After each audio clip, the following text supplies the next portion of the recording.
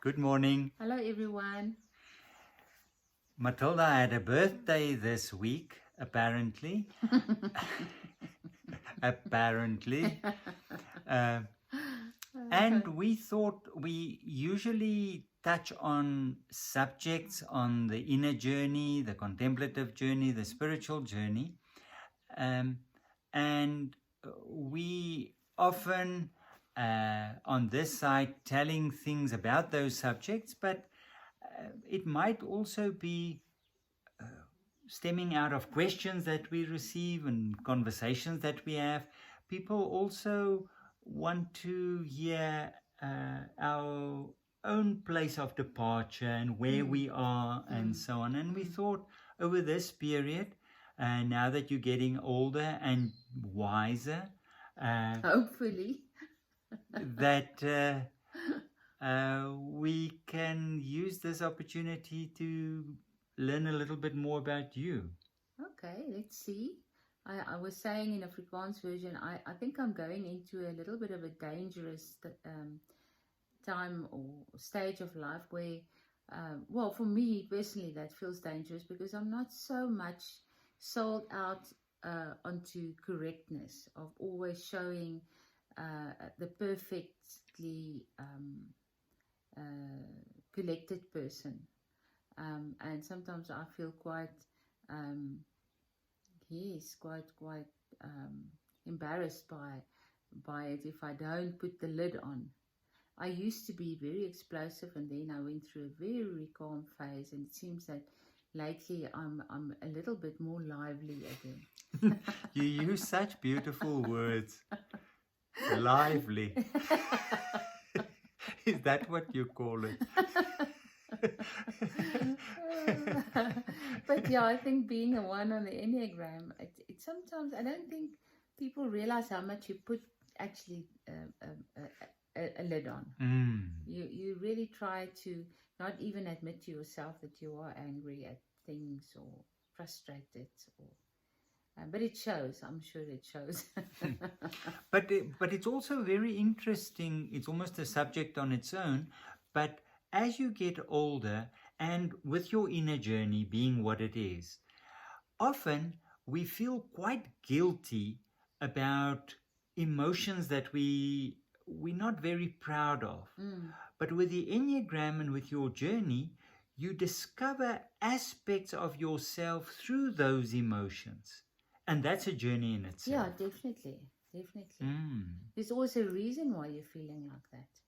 And to get to the bottom of things, I think is very helpful. Yeah, so I must say, I think there's a lot more self-knowledge, or a quest for self-knowledge, a real wanting to know what's going on. So it's a good phase. I'm 63 now, and I was saying to my family, this the year, it's the same age as my mom was when she passed away. And so it's sort of like an emotional threshold, I think. I've spoken to quite a few people that would say my dad died at that age. And it's almost as if people then have that life expectancy. So, yeah.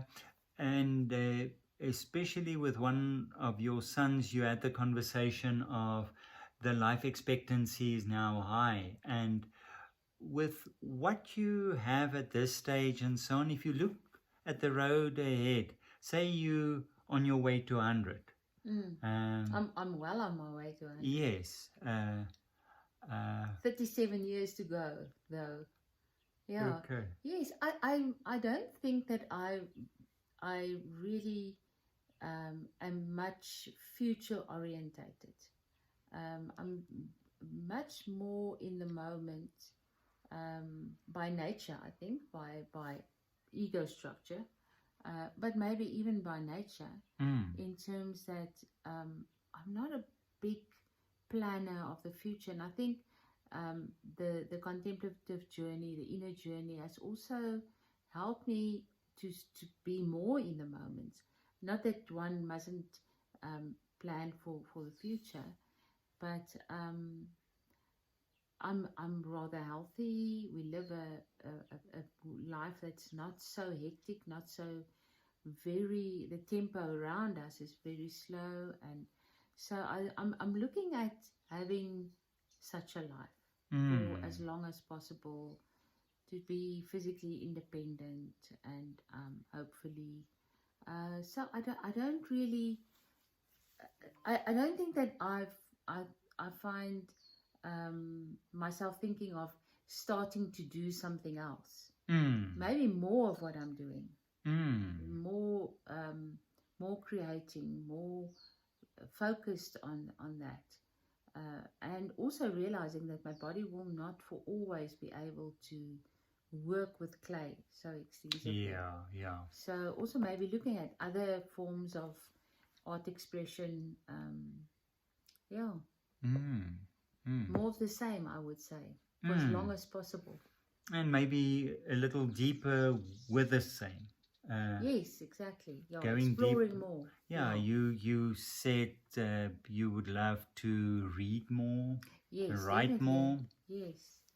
But that also, I think, ties in with the inner journey that I've been on, really actually kicking off about 22 years ago, where and I think in terms of my relationship with God, if we can talk about that, is that it used to be a very frustrating, very fearful relationship with God as a judge, and then going into a real longing to be in a relationship with God, a loving relationship, but then actually finding God so much more diffuse, abstract, almost like we were talking last week about God being a verb. So it's much more for me now, to to live God, to then experience God by living God, if I can put it that way. But then there's so much to read and write about, and so all of those things I would like to get to more than I can at the moment. And from the conversation, you've touched on a few things already, but the pleasures in your life at this stage? I think a big, actually quite a surprise, but also such a big blessing is that I became a grandmother. And to experience that grandmotherhood, and how different it is for me to motherhood. There's so much more freedom. Where I was a mom that was really trying to do all the right things all the time, very stressed about parenthood. It's now such a free, wonderful relationship with this human being, and I find that's a wonderful thing for me. And then of course the children and having kids, having become a mother, which was I think the most difficult thing for me. But how it enriched me, how it made me a better person. So, and now looking back and spending time with them as adults, it's a wonderful. It gives me a lot of joy to have them in my life still. And then I think the biggest drive that I have is my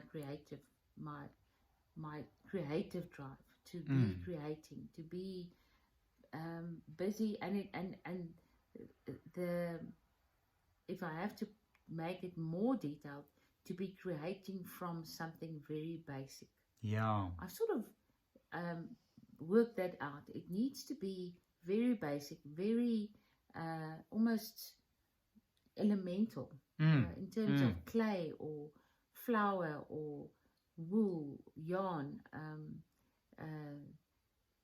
writing, ink on paper, very basic. To create from something, that process really is very, it fires me. It's something that I find a lot of joy in. To grow something, to create a bread from a sourdough plant that I'm keeping alive. gives me the biggest joy. It's so lovely. I get so stressed if my orchids don't do well, or I see a plant that's not happy. It's but also the nature. I think nature is my language. Nature is my home. I find a lot of rest, and it's sort of a coming home. I just can't get over where we live, this beautiful place, and how it feeds me. It's wonderful. And then also a sense of community. Yes, I think so. I think, again, I prefer to, or I want to withdraw. It's almost as if I have a choice, I would sit with my yarn and my crochet needle, and I would just be hooking away with my. But when I do have people around me, I so enjoy them, and I find it so enriching. So it's that paradox of sometimes having to stretch myself a bit, and then to have the gift of what people add to my life, and hopefully what I add to people's life. So, and having these lovely people in our lives. It's just amazing. I mean, we often talk about the people that's crossed our path, and how just incredible this journey is, and how rich it's become because of the people in our lives. Yeah. So thank you for being on this journey with us. You had such lovely messages. Oh, yes. I want to thank everybody for the beautiful blessings and words. My heart is full with everything that I've been blessed with. So thank you so much for that. Thank you for being part of our lives, and we'll have a conversation again next week. So keep well in the meantime. Have a beautiful week, everyone. Bye-bye. Bye-bye.